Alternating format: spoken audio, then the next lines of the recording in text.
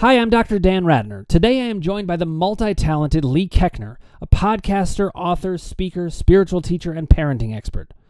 If you haven't already, click subscribe, ring the bell for notifications, hit like if you like what you're hearing, and put your comments below and we'll get back to you personally. And finally, you can reserve your place in one of my seminars or purchase any of my mind-body guides, also known as the PDFs, at www.crushingdoubt.org. Check out our website for our latest promotions and opportunities. Now, without further ado, here is my conversation with Leigh Koechner. Leigh, I'm so excited to have you here with me for multiple reasons, but anytime I'd like to hear those. Yeah, well, listen, this is only my second time interacting with you, but both times I'm like, whoa, you are super fun to interact with and so dynamic, and so it's really great to have you here. And when we first met, we bonded over a number of things, but one of them was the depth of connection we like to have with people, and I just want you to speak on that a little bit as you think about it. Oh, what makes you connect with people at that I love that so much. And it's not something I set out to do or I set an intention to do. It is just my nature. Right. And what happens is I have done so much work on myself and healing my old stories that I really have a clearer lens on what the world is without all of our stories, which is all of these beautiful human beings who are all deeply connected. And because we don't really remember that, we suffer. And so I like to look into people's eyeballs, no matter who I'm talking to, and to look in their eyeballs and to see how people respond just from being seen, fully seen. Oh, wow. And I'll have to tell you that they want to talk longer or they feel all these feelings. I'm kind of cute. I got a kind of cute earth suit, but when I talk to a man and I'm looking in his eyes and I'm really listening with the ears of my heart and I'm fully present, I don't think that a lot of people experience that very often. And it feels so good that sometimes somebody will be like, I really think that I love you or I really like you. And I'm like, no. You don't know me well enough, because if you really got to know me, no, because I'm like this, you don't really know me. I said, but what you're really enjoying is being seen. And that's what we all long for. And I find the more I look into someone's eyes and say their name, no matter where we are, the more lit up and connected I am. And I see the effect it has on others. You know, I was just watching this movie, The Wisdom of Trauma.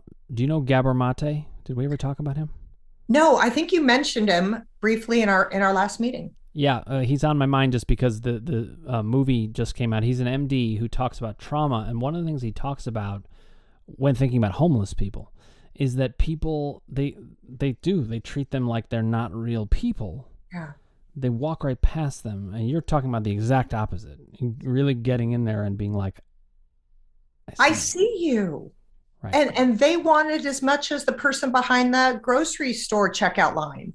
And with the homeless, I'll have to say, anytime I pass homeless, anytime I hear, anything about it, I just immediately go into prayer. When I pass the homeless, I just say, God, just share your loving abundance. Let them experience you today in whatever way, so that they can start to wake up from whatever they've crawled under in their mind or their mental illness, which is a whole nother thing.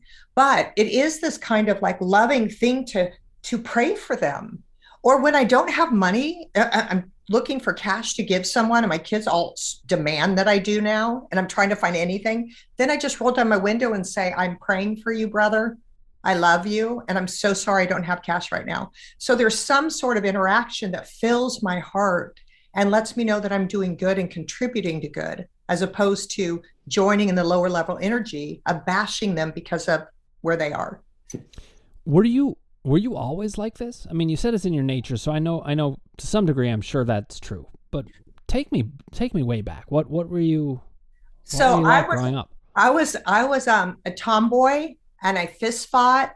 And basically, in a nutshell, my dad was a surgeon, but he was gone all the time. And my mother was mentally ill, and she was in our home, but she was locked behind her bedroom door, kind of bipolar, untreated. Now that I'm an adult, I found out. But back in my younger mind, my mom was there and wouldn't even get up to come see me. So I felt like I started shaping the thought, holy Toledo, I'm not even good enough for my own mother to get out of bed for. Mm-hmm. And one event in particular nailed that thought. And I placed it on my head And I feel like I lived that thought going, no, I can't do that. Don't you see my pebble? Don't you see this? And then finally it dropped down into the middle of my mind. And I started seeing my whole life that I don't matter and I'm unworthy. Mm-hmm. So I'll have to tell you when it happened was I was in second grade and I kind of got into it with a guy named David Bishop and Greg Hyde on the playground because they were giving my friends some whatever. She didn't like it. So I went up and said, you better leave her alone, you guys, or I'm going to get you. And then on the way home that day, I was walking home and I felt a cold cock. I mean, just like bam on the side of my head. And it was like saw stars and my ear was throbbing. And then I got pushed from behind and I fell. And I remember I had my new backpack and I just got my ears pierced and it hurt so bad because he hit my newly pierced ear. And I just looked up and I saw those two guys tearing ass that way. And I was just like shaking. I didn't even know what hit me. And blood was running down my face and started bawling. And I ran the back way down to my parents' house. And I went through the backyard and in the back door and up the stairs all the way to my mom's bedroom. And I was in second grade, so probably 8-ish. And I was pounding on her door going, Mom, please. I mean, you know, when you're crying so hard, you can't catch your breath. I was like, Mom, please, I need you. Mom, this time it's serious. And I was just crying like that, pounding. And then I'd get quiet to listen because sometimes she'd respond. And I kept doing it. And then finally the last one, I did it. And she said, go away, I'm sleeping. And that's kind of was her response to everything. And I remember just feeling like so depleted because I needed her so much just to reassure me or put her arms around me or something. So I walked down the hall, I went into the little guest bathroom and I looked at myself and I got a warm rag and was cleaning off the snot and the blood and the tears. And I looked at myself and I said, I was like, I don't need her. I don't need her. I'm fine all by myself. I got this. I don't need anybody. And I really formed this thought that I was alone and I needed no one. And I put that up here and then I was super tough girl. And I lived that until I was like 20, until I was 30. I lived that for 23 years, hardcore, until I met my estranged husband, and his unconditional love for me at the time started melting my armor and then got me on my path to healing. And it got me where I am today. So I'm in deep gratitude for that. You know, your story is very, very moving. I think about that. That's what happens to so many of us. As you know, I work with pain sufferers, mind-body conditions of all different kinds. And one of the main hallmarks that everybody has is trauma, especially in childhood, and especially around being valued. I have moments like that too. Go ahead. I don't want to. Oh no, I was going to say what is so neat is like when I walk into a room of like big celebrity parties and everyone's dressed and stuff, I don't even know the names of it, and I just look at everyone for a minute, and knowing what you just said is the great equalizer, because we were all raised by humans. And none of those humans were perfect.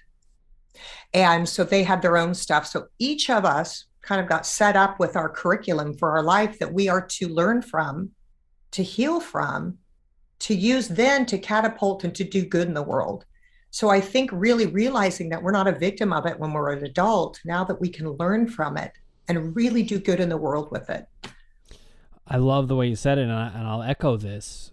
The most powerful thing I carry in me is all of my trauma. It doesn't make me weak. Totally the opposite.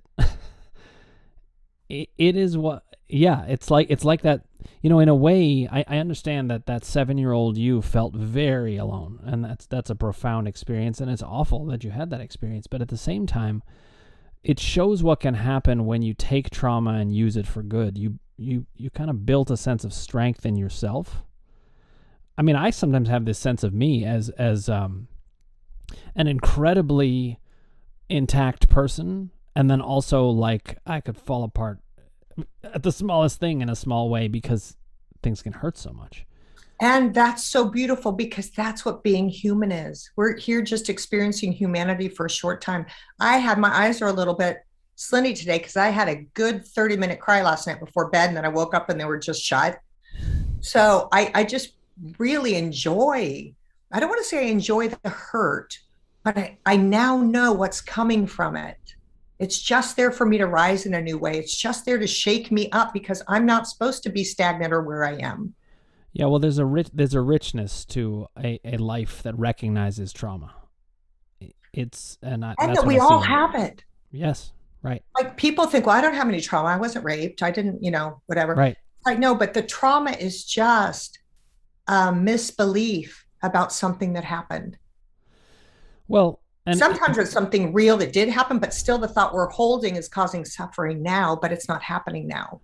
right, So and a lot of trauma is about belief and about response to things. So, I hear this all the time. People can have a like capital T trauma, but it's the way that the trauma was responded to that is actually the bigger trauma. So what it's they're really, doing with it. exactly. And I think the more we talk about our trauma and we talk about it, we feed it, right? We feed it. And the weeds deepen down and deeper into us. So what's grounded in our feet, and we are our trauma. And this is why we can't do anything. And we're a hot mess. It's like, no, your trauma was a flicker of time. Right. Now grab that little shiny little thing. I was going to say a little piece of glitter, and look at it and learn from it. It's just here to catapult us to greatness. When we Yeah. fall victim to being human, we're victims and we die 50 pounds overweight on antidepressants in a cubicle with the job we hate. It's not why we're here. Right. Yeah. No, I love the way you say it because it really, I think it is important to embrace, I say embrace the fullness of your trauma. That does not mean wallow in it or think that you are a victim or that everything's ruined. Quite the opposite. If you're embracing your trauma, that means you know who you are at your core and what you can do with it. Oh my gosh. Yes. Yeah. So I don't remember if we got to talk about this much when we first met, but my system of thinking about mind-body experience is broken down into 3 different parts. I call them the columns because it's something that people actually draw out on a piece of paper. The emotions column is very in line with therapy. It's like you figure out your emotional themes and you figure out how does this apply to what your body is expressing about who you are. The doubt column is like where your fears are and your questions and your confusion. It's head stuff. Exactly. Good. You got it. Thank you. But the third one you're going to love the most. It's the power column. And that is about living in alignment with the self. And you can't live in alignment with yourself if you are distancing yourself from what happened. And you also can't live in your alignment with yourself if what happened to you is taking over your whole life and you don't feel there's anything you can do or there's no power. So these kinds of things really affect change. And I know when we started talking about the kind of mind-body connection the last time we met, I was going to say your eyes lit up, but your eyes are always lighting up. They're a little bit lit up. I just have this like zest for life. Everything to me is a blast.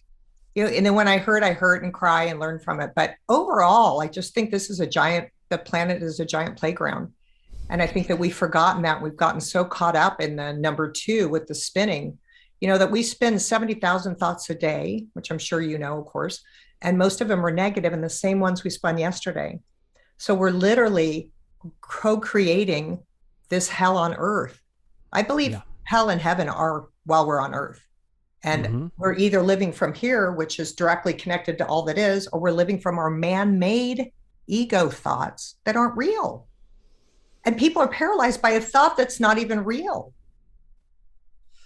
I want to just say real quick, I have these 2 Explore things coming up, but I just finished a 33-day Explorer that people signed up and we got together 10 minutes a day. I gave a nugget and then I interacted with them after whatever. And I posted the videos on the private Facebook page. And there's this one guy that's been following me for, I'd say 5 years. And he signs up for all my stuff. And his name is Greg and he lives in Kansas. And every time I do it, he starts like this. Like, what kind of crap are you going to say today? I mean, literally. And I'm always like, hi, Jay Greg, I'm so happy you're here. And then I just let him do whatever he does, his faces or whatever, and carry on.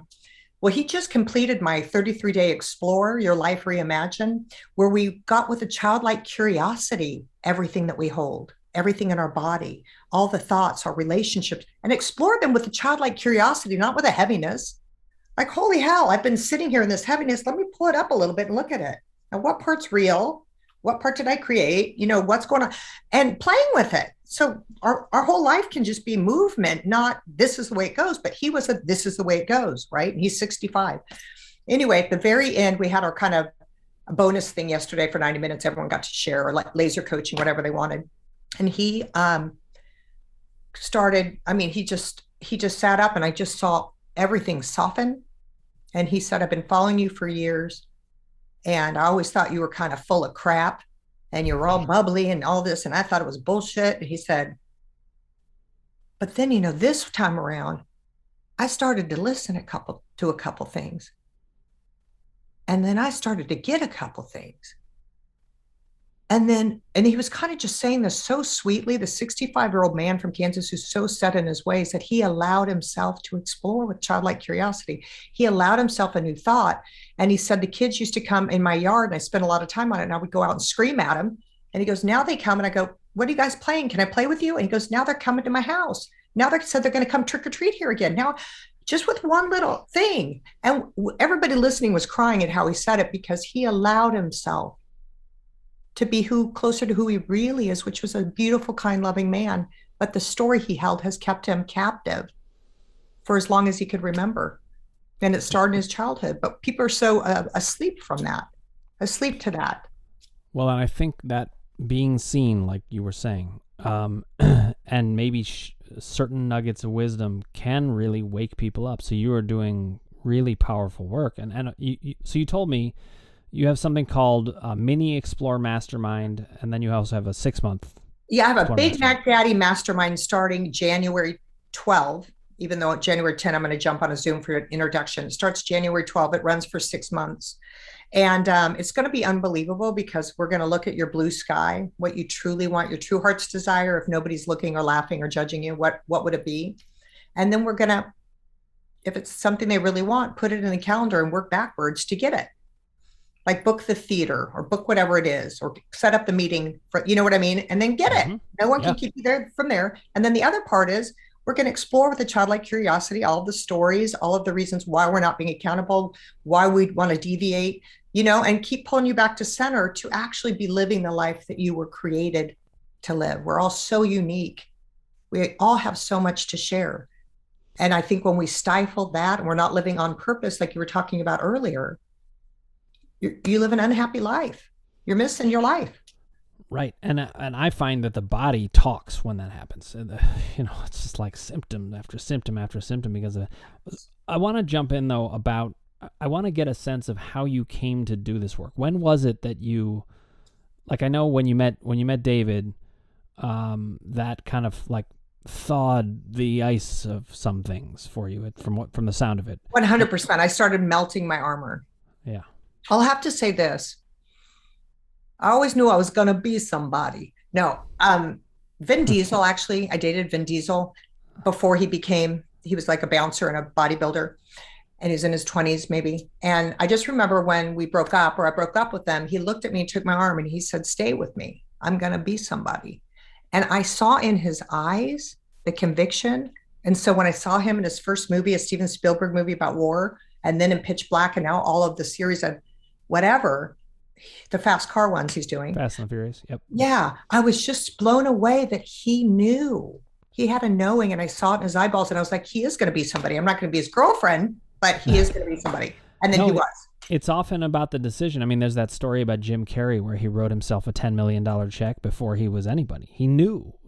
He knew because it's a decision. Yeah. So I knew, and this is, I don't know how much we can talk about bad things, or actually just stages of life we go through. We can talk about anything here. Okay. When I was 23, I was getting money out to get cocaine and to go to El Coyote with my friend Stuart.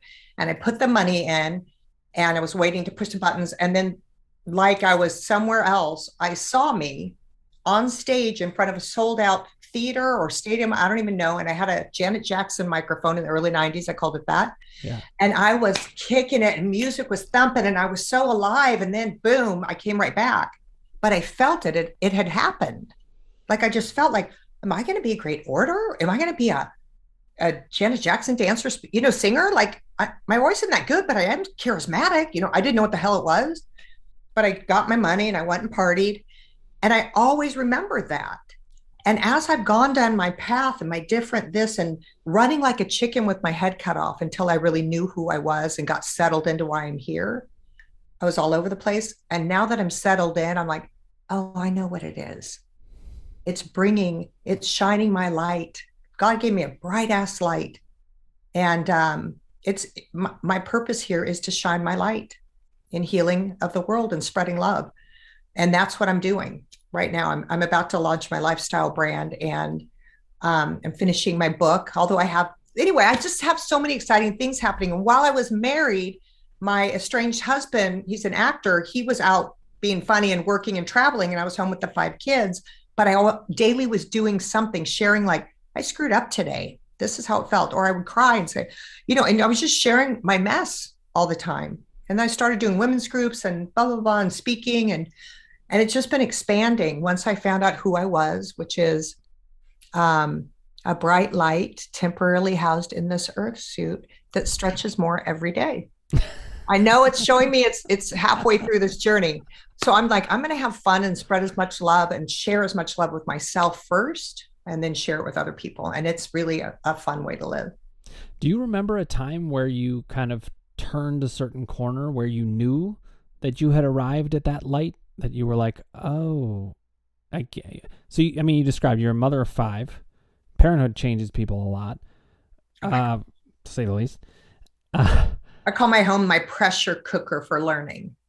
Oh, each of my kids just poked me. And I was like, ow, ow, ow. What do I have to learn from you so I can set you free from doing that? I love though, that was your question. What do I have to learn from you? It's such an important question, that curiosity. But when it feels like, I don't know if you can pinpoint it, but around. Well, I just had little things like, my dad went to a Catholic church, and I like to go to the Catholic church because there was Matt Dehan I had a crush on from a different school, and I could see him. But I really liked my mom's non-denominational church, and they would praise God and sing and clap. And I was like, woo, loving it. And then one time the pastor called me up, Leigh, would you come up today? And he would call all kind of old people up, whatever. And I was like, all right. And I went up and he took my hands, and I remember looking in his eyes. I don't know where to look to see your eyes, right. But he was holding my hands, looking in my eyes, and he said, you are a precious child of God. God has big plans for you, and everything's okay. But I remember looking at him going, as if I was looking in Jesus Christ's eyes. It moved me so much. I'd never seen love like coming from him. Anyway, that was kind of one thing where I was like, and as I partied and carried on and made out with people and did drugs, I still always went to God. When I was so worn out and I tried dating and I was so bad at it, I went to God right before 30 and said, God, I need your help. I'm ready to meet my man. Here's what I want. And when it's him, say it's him, so I don't get drunk and chase him away. That's what I would do when I would get nervous or like someone. And then I met him 2 weeks later. And my brother on the airplane said, David, are you attracted to my sister? Because Leigh, you've met your match. I've never seen her act this way. Buddy, you're going to be around a long time. And I was like, oh, seriously, God? And then the beer truck came, or the cart, and I let it pass. And so I've had these kind of magical experiences. But also, I like my mess, and I like my quirks and my humanness, and I like to share it, allowing other people to enjoy theirs as well. Yeah. And you have a podcast, correct? I have a podcast. I did 54 seasons. It's called Messy, Imperfect Life with Leigh. And people come on, talk about their mess, what they learned from it, and how they're using it as a force for good now. And I'm starting it back up in November, in a couple of weeks. I want to join you on that. Oh, you're coming. You just tell me when. I really look forward to it, because there's a number of reasons I would want to. I mean, spending time with you is awesome, but on top of that, I love my sense of your mission, which is essentially to say, don't hide the mess. Be you. Share what it is. Find the richness in that. Find the learning in it. That. Like we're so busy hiding it. Yeah. My mess is my magic. Mm-hmm. And it's literally my gold. And I was leading a women's group, and I kept inviting this woman across the street. She was new and she had a kid. And I kept going, come over, it's tonight. Then the next month I was like, it's tonight. And the next month I saw her and I was getting pissed. So I was just like, come over if you want, it's tonight. I shut my door before she could shut her door. And she showed up and she sat in the corner, and I led my group. And halfway through, I had just sent my son to a therapeutic boarding school. He was really struggling. And I was talking, and then all of a sudden I stopped and I started bawling in the middle of the group, and everyone just sat there drinking their drinks and waiting. And I had a good cry. And I said, you guys, I'm so sorry. I didn't know that needed to come out. I just sent my son to a therapeutic boarding school, and I've been feeling like I'm not even a good enough mom to take care of my own baby, and I was crying. And then it passed. I said, all right, let's get back to it. Thank you for holding that space. So at the end, the woman who didn't want to come, who was in the corner, came up to me after, and she said, I didn't want to come to a beautiful woman's house, married to a Hollywood actor with 5 kids, and feel more like a piece of crap. But you showed me you're human just like me. You're messy just like me. And my body lit up when she said messy. And I knew I must always start with my mess. Mm-hmm. I don't think people can connect with your information unless they know where your heart is and where you're coming from.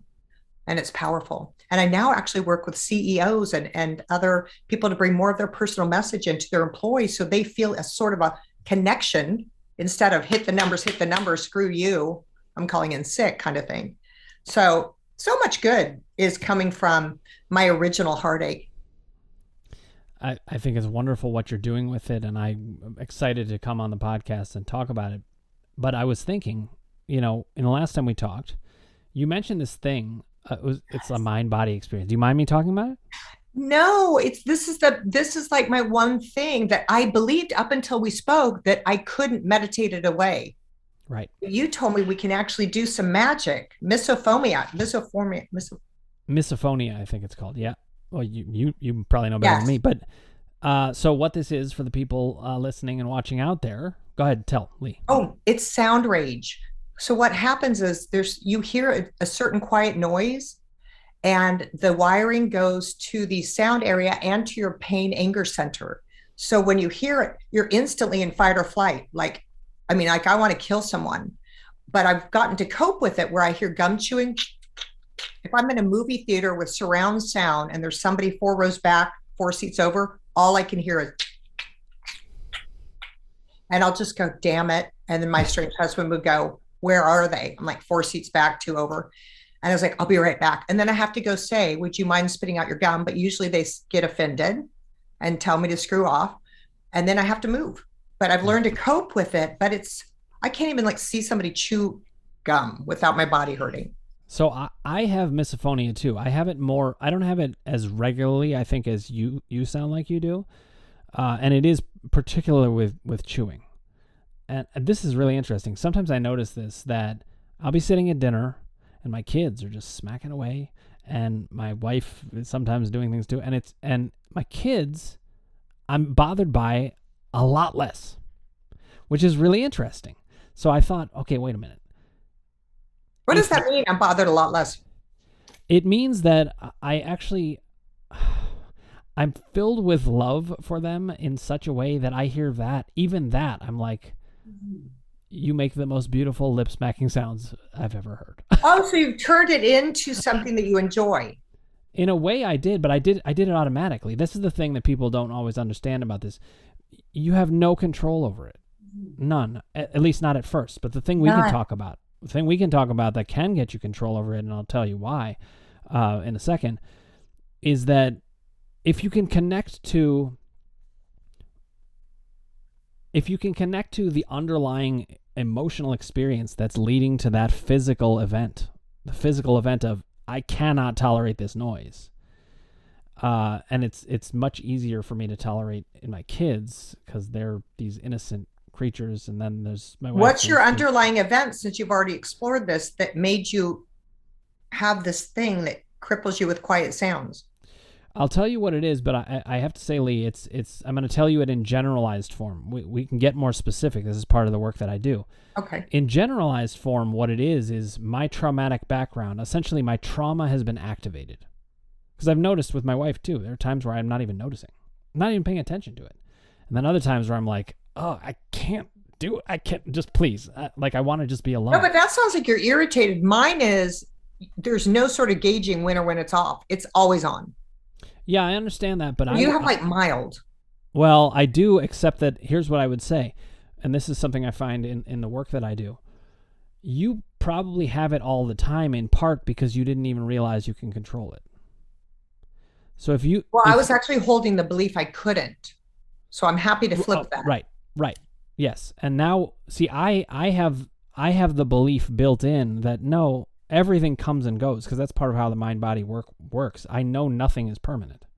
It all comes and goes. So I never even thought of it as something that would be permanent. Except when I heard the thing that it's wired to your pain anger center, then that's a permanent wiring. So we have to do spiritual surgery to unwire that stuff and hook it back into just the hearing center. Well, that's what they say, Leigh, but I'm going to give you a different perspective, and then you can just I was going to say chew on this, which is like two on the nose. Quiet chew.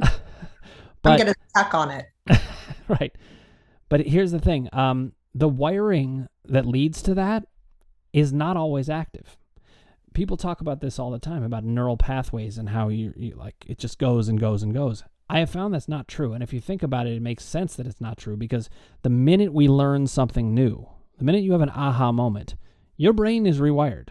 You don't go back. You might at certain moments go back to an old pattern, but you don't go back to not knowing what you know. Once you've learned something, you've learned it. Well, you have the awareness of it, but people like can learn a tool from me, but unless they implement it, it doesn't change their life. I think that's true, but one of the things I work on is part of implementation is recognizing that we have limiting beliefs about certain things. Of course. So when somebody says to you, "Oh, this is wiring," that's actually handing you a limiting belief that doesn't even bear out in science or in logic. So what I'm wanting to give you is some hope that actually that is sending you down a path of immovable symptom. Oh, yes. I'm wide open to this because it's horrible. Yeah. Well, it is, and it's really torture. And a lot of times people torture. Here's another thing that I imagine is torture about it, and it certainly has been for me, and it coming and going. A lot of people aren't understanding about it. They think that you're being intolerant when you have no control over it. My mom used to say, "You intolerant brat." Because I would say, "Will you please quit doing your gum like that, or I have to leave your room?" She's like, "You intolerant brat." And I was like, "I guess I'm intolerant." You know what I mean? No. But then it never stopped. Strangers do it. Here's the way that I think about it. I think of it as our traumatic backgrounds are activated at certain moments. And I talk about how when you have doubt, it cements the symptom. It's there always. So your trauma background, I'm sure, is activated at certain moments and not others. But your belief system about the misophonia is always the same.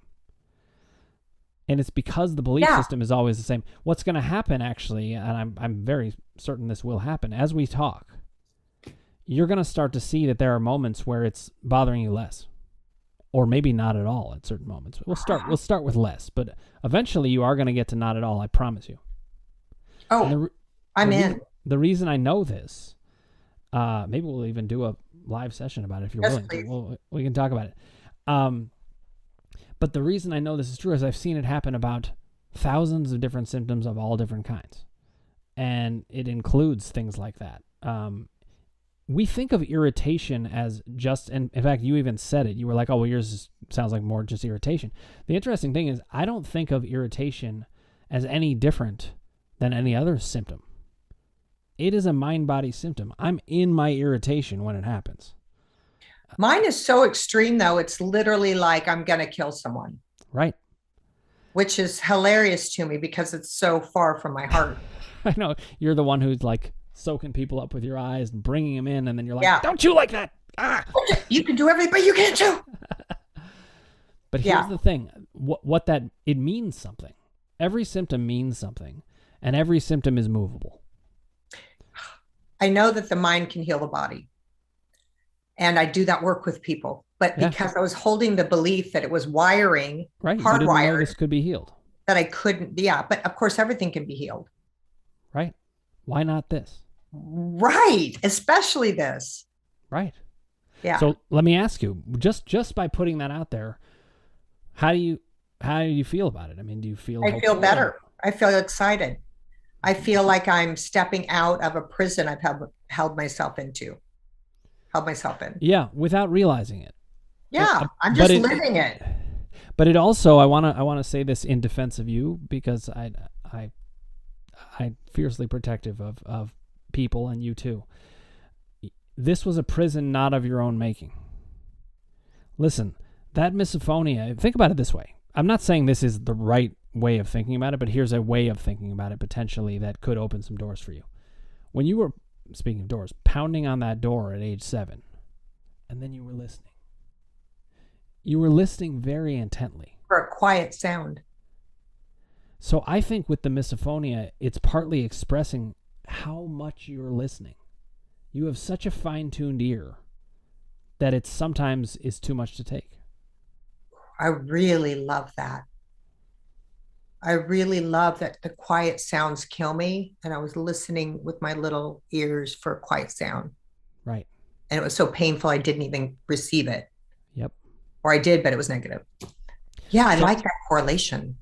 I think that if you and I were to do what I call a mind-body map, which is, it's these different columns, emotions column, doubt column, power column, we could describe for you your whole symptom life, your whole trauma life in a particular way. And you'd look at it and realize that in a way, I would bet in a way you've never been as fully heard as you'd want. Well, I look forward to that experience because I know I like to be heard. Everybody does. Right. And, I think for people like me and you who spend our lives making sure we hear people, why do we do that?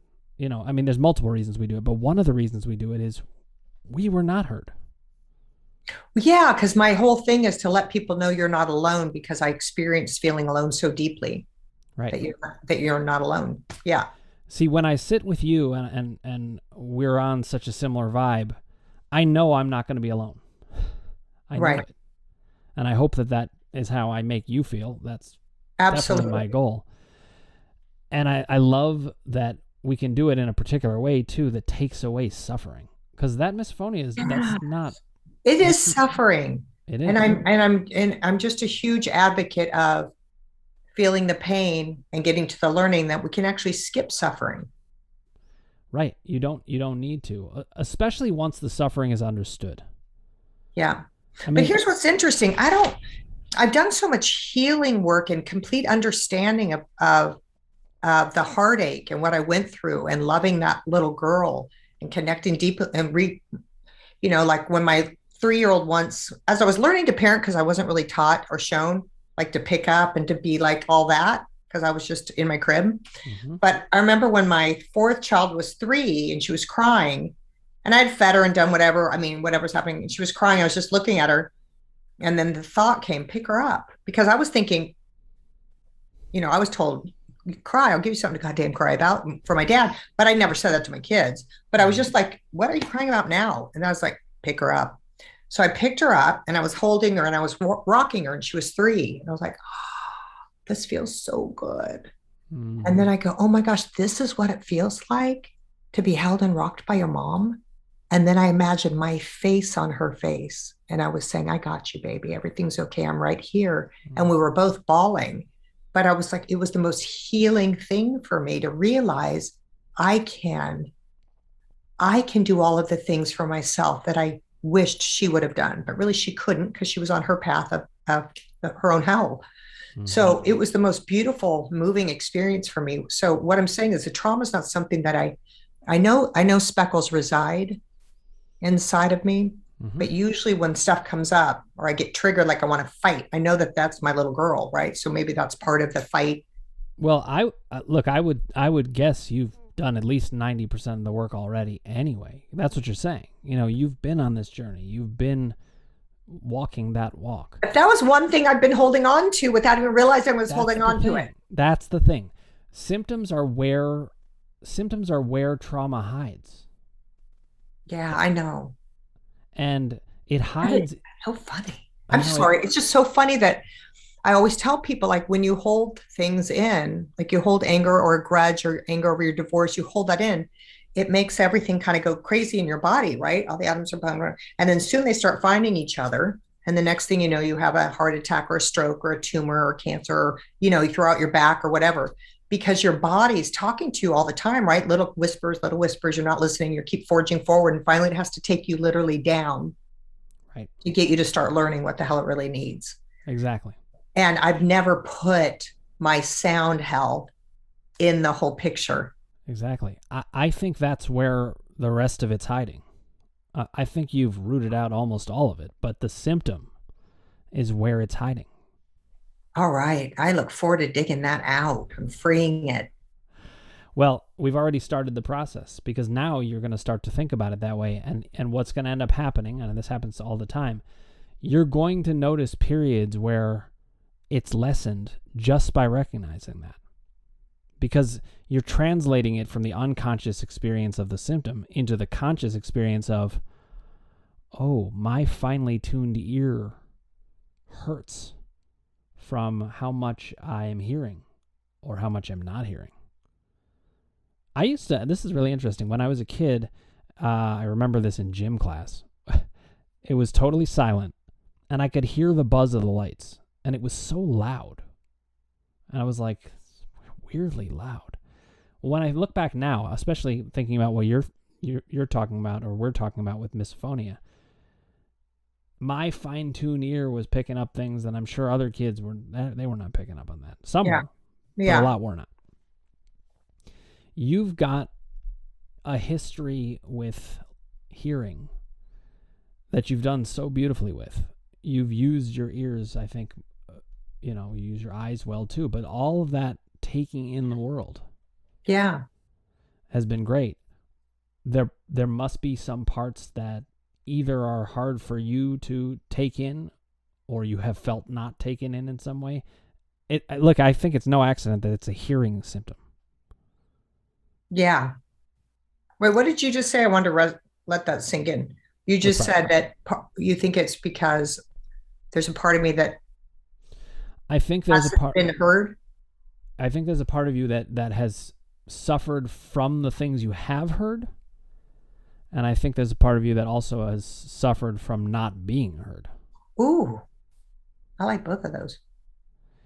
Those both resonate. It's a pretty intense experience. And when I talk to people, it's all about what resonates with you. I'm not the one who knows. I'm just telling you what I'm hearing. Yeah. And the thing is, I'm hearing a different thing than most people do because I'm hearing the symptoms. When you tell me a symptom, my ears, they prick up. And I'm like, all right, what's in that symptom? And when you were telling me, oh, you weren't saying it this way, but essentially what you were saying to yourself is this is an immovable system. This is just, it's wiring. And I was like, well, there is a place for doubt to hide. There's a place for trauma to, bury itself.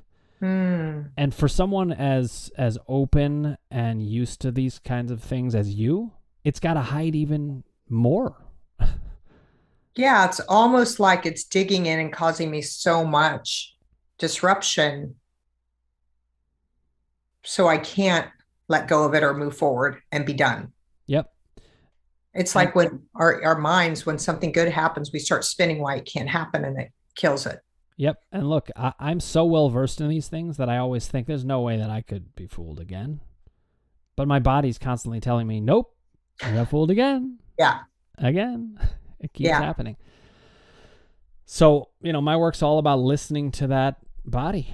And I think I'd like you to think of misophonia not as a wired thing that you're stuck with, but as your body talking in a way that can be changed. This is a really interesting discussion. We'll certainly continue this, but I love it. I had one other question, just to keep bringing out you, the dynamic you. My system it's based on science and logic. I pick apart things where I'm like, okay, that sounds logical, but if you look at it closely, it falls apart. And that's incredibly important. But I also, I've had some people talk about, well, what about the spiritual side of things? How do you bring that in? Is that something that you think about in your work? My work is only spiritual.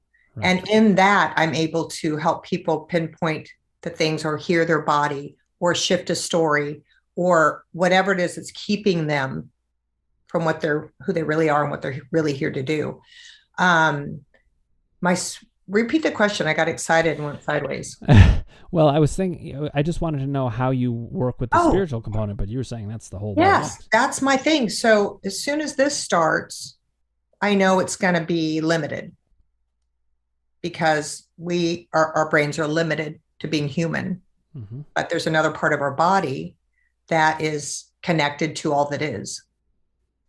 And I've had really amazing experiences when I say, before I start with someone, or before I do something or work with people, I say, God, let me get out of my way. And please use me to be a vessel to say the things this person needs to hear. Just use me to spread your love. And the magic that ensues after that is so gorgeous for me to witness. And sometimes stuff comes out of my pie hole that I get so excited by that I'm glad it's recorded so I can go back and write it down because I'm not thinking, because I'm only listening with the ears of my heart, and then I'm letting my true self respond.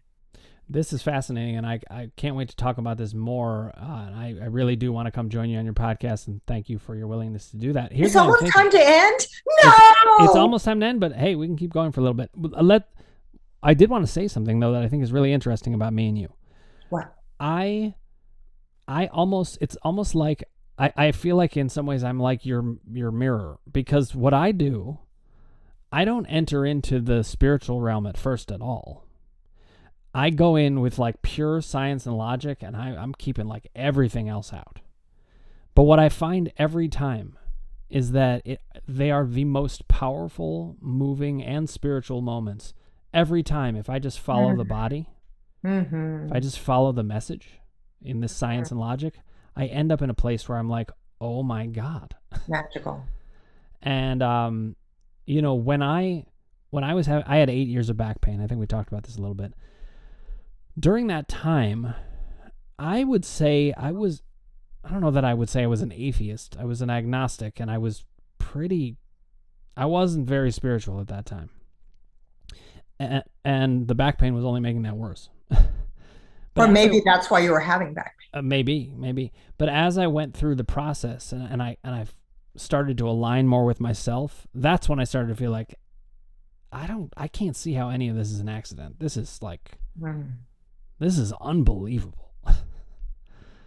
And that's so it just seems interesting to me, because it's like you tend to start with the spiritual, and then I think you get to places where people's thinking shifts from that. Yes, 100%. And I've also been included in things where my human self would say, I have no idea what you're talking about. But then I quiet my limited beliefs and my limited capacity to know what I know. And I just show up and I'm saying things and connecting people. I had one woman come to me talking about this thing she was doing with artificial intelligence, and she worked for, I never remember facts, which is really good about me and bad, but people tell me secrets. They don't have to worry it's going anywhere. But that's funny. So this gal was telling me that she worked with whoever started the internet, the company, and blah, blah, blah. And now they're starting a new one, harnessing the power of the universe and all this other stuff. And I was just listening. She was like, most people, this is too much for most people, blah, blah. But we need to harness this. And I was like, oh, that's so interesting. Because she was talking about genetics. And I said, well, I know the head of genetics at Harvard. And Deepak Chopra is really good with the quantum physics stuff. And I could see that, and I just knew all the players of the things she was talking about one day doing. And I was like, if you told me I was going to go into that meeting and see very clearly what she's creating, I would have laughed. But because I allowed myself to be who God created me to be, which is limitless, well, really all things are possible. I was able to step up and rise and have a conversation with something that's not in my wheelhouse. And I found that time and time again, when I put this aside and connect to here, really magical stuff happens. Yeah, really. And that's my power column. That's the part of my system that I've found really fits with what you're talking about. Yeah, it's the same thing. Absolutely. Well, and it is like hearing the stories, but not being married to them, knowing that goes into the trauma thing, but that's just a working area. Yep. To pull tools from to work with.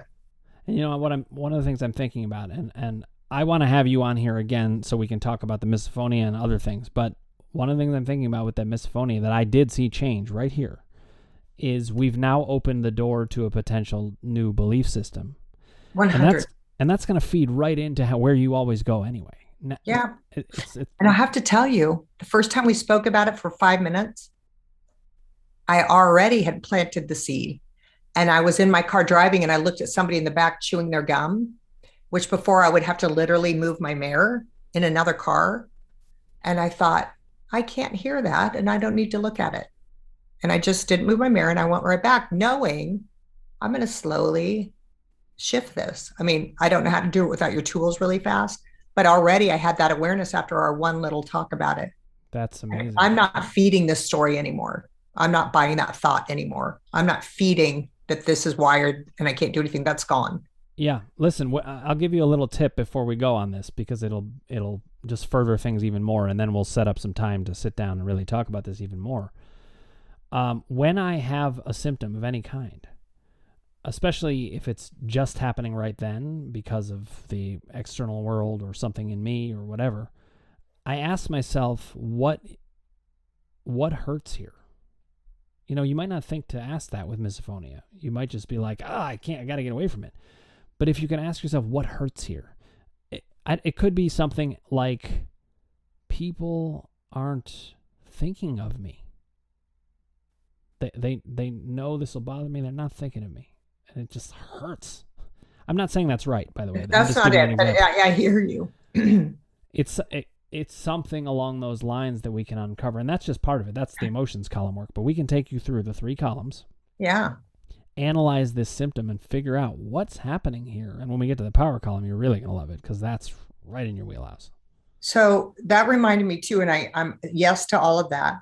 When I do Gestalt with aches and pains usually, and I've Gestalted with a lot of my body parts, where I ask it to, if it's open to talking to me, to share why it's showing up this way or why it's hurting. Mm-hmm. And then I just listen, and I sit in the seat and I talk as that back to me. And I get so much from that, that I'm excited to try that on my own with I can't even pronounce all the way, but misophonia, right? Yeah.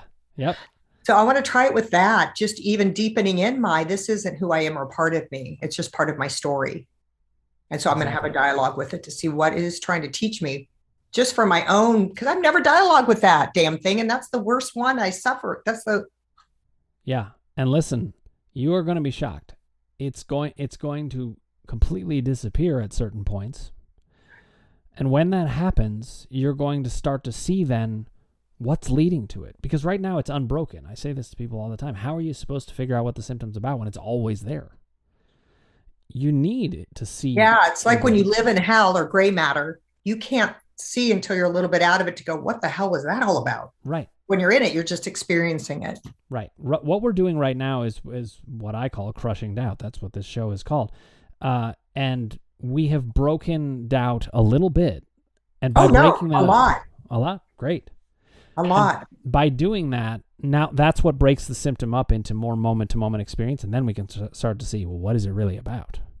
And then we can go over the power column. What are we going to do with that? I love that. This is so in line with you. Correlation, too, of really listening closely for a quiet sound from my mom, like desperately needing it. Yep. Wow, I didn't even think about that. I love this magic voodoo that you do. This stuff is so fun because it's healing.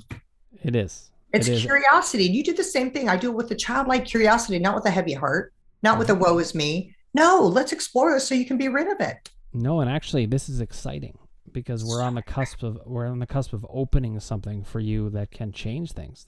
What could be better? That's awesome. Who would I be without my misophonia? I could be in any car with anyone and sit anywhere I wanted in a movie theater and not scream at my kids. I scream at my kids when they hum. Yep. A quiet. It will be very, very nice for you. It sounds like a spa day. But it's also going to be incredibly enlightening. It's going to open some big things for you in ways that you've already done before. You just didn't know you could do it here.